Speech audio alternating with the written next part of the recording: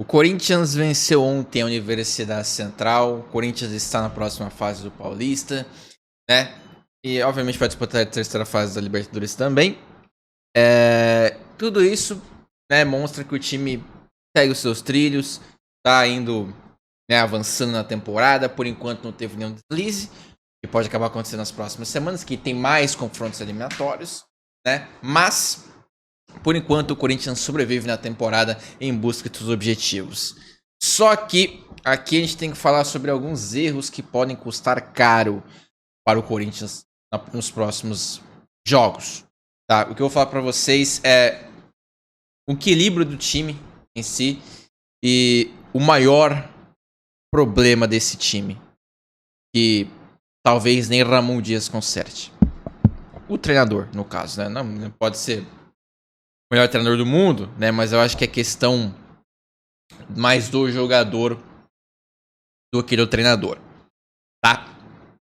Vamos lá então. Ficou claro, pelo menos pra mim, esse começo de temporada do Corinthians, que ele tem um problema seríssimo no setor defensivo. Pra quem só assistiu o jogo da Universidade Central, já deve ter percebido isso. Pois os 2 gols que o Corinthians toma são erros grotescos. São erros que não pode acontecer. E aí, a temporada começa a entrar em xeque. Eu não tô aqui, obviamente, sendo o cara mais pessimista, mas estou tentando imaginar o pior dos cenários também. O Corinthians tem um problema sério na zaga, que talvez o Ramon Dias não conserte, porque eu acho que o maior problema dessa defesa também se passa pelos jogadores. Como eu falei no vídeo de ontem, no pós-jogo, André Ramalho, muito mal, muito abaixo. Félix Torres e Kaká parecem 2 tratores desgovernados. Falei errado, desculpa. Gustavo Henrique ainda não jogou, então não posso falar. Mas tem uma temporada também assim como o André Ramalho, bem. Mas é um jogador que eu considero mediano também. Então não vamos criar grandes expectativas. Porém, o fato é, nessas situações, em jogos agora, que um erro custa caro, você pode pagar o preço. Ontem, o primeiro gol do Corinthians é evidente. É mais ainda, vou usar mais o primeiro gol do que o segundo. Porque, cara, eu tava assistindo o jogo e eu achei aquilo grotesco. Eu achei uma barbaridade que aconteceu. Primeiramente, é uma inversão de jogo da esquerda para a direita. Ninguém acompanha o cara que domina e cruza. Ele tem o tempo de dominar a bola e cruzar. O Bidu não fecha o cruzamento. Só que o pior disso tudo é que o Juan Cuesta, que faz o gol, ele tá no meio da área.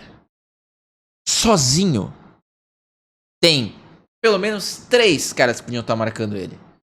O João Pedro Choca, o André Ramalho e o José Martínez. Da onde ele veio, os 3 poderiam estar marcando ele.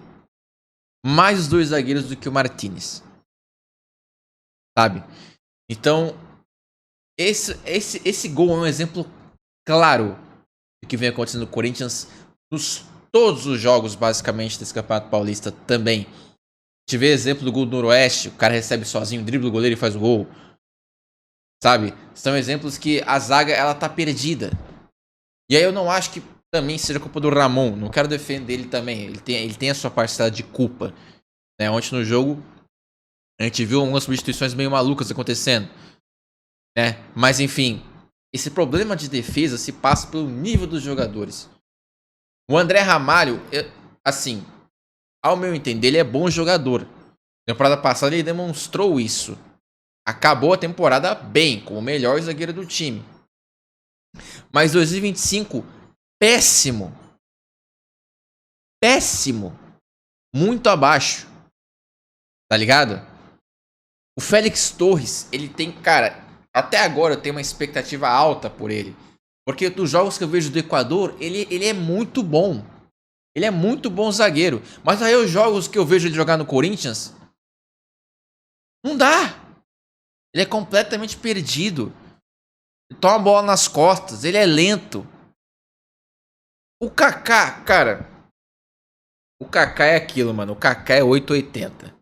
Ou ele vai fazer o jogo da vida dele, ou ele vai acabar com a partida. De forma negativa, no caso.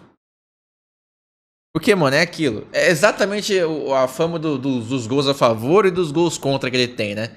Ele tem, acho que quase... Vou chutar, 4 gols a favor e 3 gols contra. Algo bizarro assim. Tá ligado? É exatamente isso que resume o Kaká. 8,80. E ultimamente tá sendo mais o 8 do que o 80. Tá péssimo também. Mano, tem umas horas que ele dá uns carrinhos no meio da área que eu juro que eu não sei como não é pênalti, né? Falta muito pouco pra ele fazer um pênalti, tá ligado? E aí, sobre o Gustavo Henrique, eu não vou falar muito nesse vídeo porque não jogou na temporada ainda, lesionado, pá. Então, a última imagem que a gente tem dele é uma boa imagem. Então, assim, ao meu ver, é um zagueiro bom na bola aérea, mas com a bola no chão, um jogo de velocidade, ele pode se tornar um problema. Eu acho um zagueiro muito lento. O mais lento do elenco, eu acho que é o Gustavo Henrique. Tá? Só que ele é um cara que ele tem um bom posicionamento. Diferente do que a gente vê no André Ramalho. No próprio Choca. E pra mim, também sim, é culpado pelo primeiro gol. Não dá pra isentar o moleque de culpa também. A culpa é do sistema defensivo inteiro. O primeiro gol da Universidade Central, cara, é bizarro, mano. É bizarro.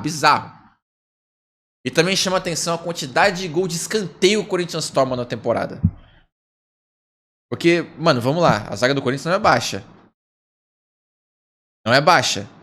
Pra mim, não é questão de altura. É questão de posicionamento. Parece que tá todo mundo perdido no meio da área. E vou além. O Corinthians quase toma um gol, outro gol de escanteio, que é nas costas do André Ramalho, que o Hugo Souza faz uma defesa a queima-roupa. Tá ligado? O Corinthians só não saiu com mais empates ou com mais derrotas até nessa temporada até então, graças ao seu goleiro, Hugo Souza. Ele é o cara que salva o sistema defensivo. Tá? Se hoje ele tá em grande destaque pelas suas defesas, é graças a esse sistema defensivo pífio que o Corinthians tem. E vou além. As laterais também são um problema. E aí que a gente entra também no assunto do Fabrício Angileri, que foi há pouco tempo aí anunciado como novo reforço do Corinthians. O Corinthians na posição de lateral esquerdo tem agora 4 caras. O Matheus Bidu, o Hugo e o Diego Palacios. O Palacios, até então, ele tem 1 ano no Corinthians e 2 jogos. 1 ano, 2 jogos. Se a gente for colocar em minutagem, ele tem 1 ano e basicamente 1 jogo. Ou eu não sei nem se dá um jogo a minutagem dele em campo. O Hugo, ninguém sabe como ele veio parar no Corinthians. É um jogador muito abaixo da média. Muito abaixo da média. Lembrando que ele veio contratado do Goiás, que naquela época foi rebaixado para a Série B. E aí tem o Matheus Bidu, que né, vive altos e baixos. Eu particularmente acho ele um bom lateral para apoiar, mas um péssimo lateral para defender. Mesma coisa para o Mateuzinho. Bom lateral para apoiar e péssimo para defender. Sim, péssimo. Tá? E aí, fora isso, tem o Léo Maná, que parece um idoso jogando. Né? Parece que é mais velho do que o Fagner que foi embora. Não tem velocidade nenhuma, não sabe se recompor, não sabe se posicionar. Né? E agora a gente tem o Fabrício Angileri. Eu não vou mentir para vocês, não tenho muitas informações. Só sei que ele não joga já há um bom tempo, né? E é um argentino, talvez a família Dias consiga aí na base do papo recuperar ele. Mas o que eu fiquei sabendo é que ele teve problemas com o treinador e também problemas físicos, mas aparentemente mais problemas com o treinador. Afinal, quando ele estava em forma, o treinador não colocava ele para jogar lá no Getafe da Espanha. E aí, o que vai acontecer, mano? Esse cara, ele, pra mim, ele tem que ter um baita potencial. Os caras têm que estar apostando firmemente nele. Porque, cara, não é possível. Se você já tá vendo que o time do Corinthians tá numa draga de lateral, você vai trazer outro cara do mesmo nível? Aí não dá, né, gente? Aí não dá, né? O Angileri tem que ser pelo menos melhor do que o Bidu, que é o melhor da posição. E ele tem que ter o equilíbrio. Esse problema do Corinthians são laterais que defensivamente são fracos e ofensivamente são bons. Então ele precisa estar trazendo alguém que seja bom nas duas coisas. Pelo menos, né? Pelo menos. Então, eu espero que o sistema de scouting do Corinthians tenha entendido essa situação. Porque senão, mano, vai jogar dinheiro no lixo. Não sei quanto vai ser o salário dele. Eu sei que ele vai chegando sem custos, né? Mas a gente sabe que a parte salarial, né, é uma situação que você vai gastar no decorrer da temporada. E aí, é só que me falta, né? Já pensou trazer outro cara que se machuca igual o Palácios, não joga? E você vai ter 4 laterais esquerdos e só 2 jogam? Tipo, pra mim é uma situação complicada, tá ligado? Surgem os boatos aí que o Bidu iria sair, porque não aceitaram a renovação contratual dele. Ele tá pedindo 100 mil a mais. Se não ele ganha 100 mil e veio ganhar 200 mil. Cara, bancaria essa renovação, porque no atual momento é o melhor lateral esquerdo que o Corinthians tem. E, inclusive decisivo na noite de ontem fazendo gol. E também não cortando o cruzamento que saiu o gol dos caras. Né? Então, cara, esse é o ponto, tá ligado? O Corinthians precisa reforçar o sistema defensivo. E aí, cara, bizarro, né, mano? Tipo, quando acaba a temporada, surgiram os boatos do Sérgio Ramos no Corinthians. Com 40 anos, não sei mais o que, pá. Fala pra você, mano. Sérgio Ramos teria sido uma boa. Loucura, né? Loucura. Mas, pô, teria sido uma boa. Porque, pô, pelo menos não estaria assim, eu acho. Não estaria assim. E o Corinthians dá de espaço na zaga é brincadeira. O Corinthians só não tomou gol em 3 jogos na temporada. Contra a Ponte Preta, contra São Bernardo. Me fugiu quem foi outro jogo. Cara, me deu um branco legal agora. Foi mal. Me deu um branco legal. Mas o que eu lembro é que nessas 3 situações, a dupla de zaga era Félix Torres e João Pedro Choca. Um sinal? Não sei. Mas como eu falei, Félix Torres não me passa confiança também. Sabe? Então, esse é o ponto, sabe? Corinthians, do meio pra frente, eu não tenho o que reclamar. É muito bom. Mas do meio pra trás, ó, pra você, se continuar assim, vai complicar a temporada. Porque time que quer ser campeão não pode ser obrigado a fazer 3 gols toda vez pra ganhar um jogo.